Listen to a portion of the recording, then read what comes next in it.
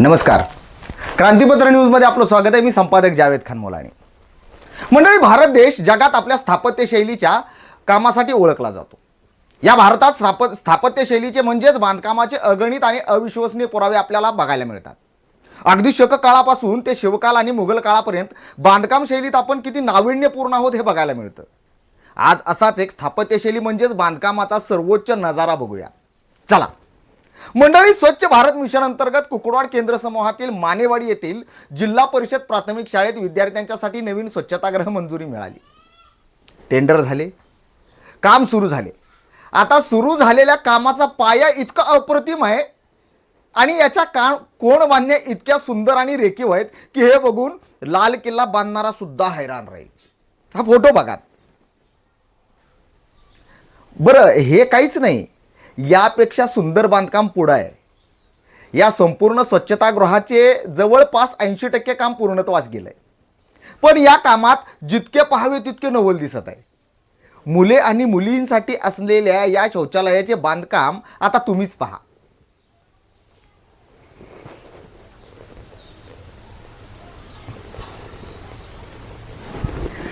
या बांधकामाच्या भिंती इतक्या अचूक आहेत की यात कोणीच त्रुटी काढू शकत नाही.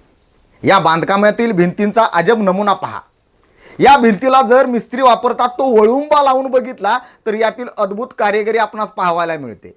आता वळुंबा मीच लावलाय बरं का, आणि मीच तो पाहिलाय की किती याच्यामध्ये फरक आहे. जवळपास 4 इंचाचा फरक या भिंतीत पाहायला मिळेल. बरं, पायापासून सुरू झालेली भिंत वरवर जाताना मोठी होत जाते बरं का. आहे ना अजब, आहे ना गजब. यापेक्षा अजून एक गजब नमुना आपणास पाहायचा असेल तर तुम्ही याच बांधकामाचा स्लॅब बघू शकता. बघा, आहे ना, अगदी चहाच्या बशीला लाजवेल असा वक्र स्लॅब आपल्याला फक्त इथेच बघायला मिळेल. पण थांबा, अजून एक ट्विस्ट सांगतो. यातला सगळ्यात मोठा हा ट्विस्ट आहे बरं का. याच स्लॅबवर पाण्याची टाकी बसवण्यात येणार आहे बरं का.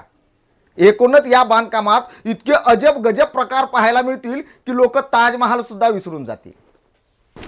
आता थोडं विनोद बाजूला ठेवून गंभीर चर्चा करायची झाली ना, तर शासकीय बांधकाम म्हणजे कोणीही करा, कसेही करा, कोण बघतो अशी परिस्थिती निर्माण झाली नाही. खरंच अशी परिस्थिती निर्माण झाली का?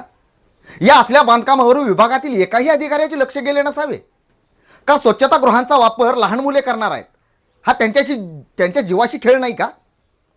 मला सांगा, माण तालुका पंचायत समितीच्या अधिकाऱ्यांची जबाबदारी नाहीये का?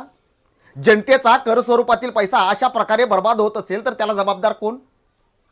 या बांधकामाच्या सुरुवातीपासून आतापर्यंत संबंधित विभागातील अधिकारी यांनी एकदा तरी भेट दिली का या कामाला? दिली का? आणि जर दिली असेल तर त्यांना हे बांधकाम योग्य वाटले का? प्राथमिक शाळेतील मुलं सुद्धा पट्टी न घेता चांगली सरळ रेषा ओढू शकतात, पण इथं पूर्ण भिंत अशा प्रकारे उभी राहिली की ती 10 वर्षांऐवजी 2 वर्षात पडेल. बरं, जर ती पडली आणि अपघात झाला तर त्याला जबाबदार कोण? असो, आपल्याला काय, सरकारचा पैसा वाहू दे पाण्यासारखा.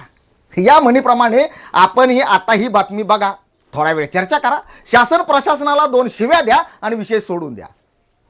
कारण आपण बोललो, आपण जागे झालो तर बदल घडेल आणि क्रांती घडेल. पण इथं क्रांती कुणाला हवी आहे? आपण आहोत आपल्याच दुनियेत मस्त. राहू द्या, चालू द्या मस्त. चालेल, धन्यवाद. भेटू परत एकदा.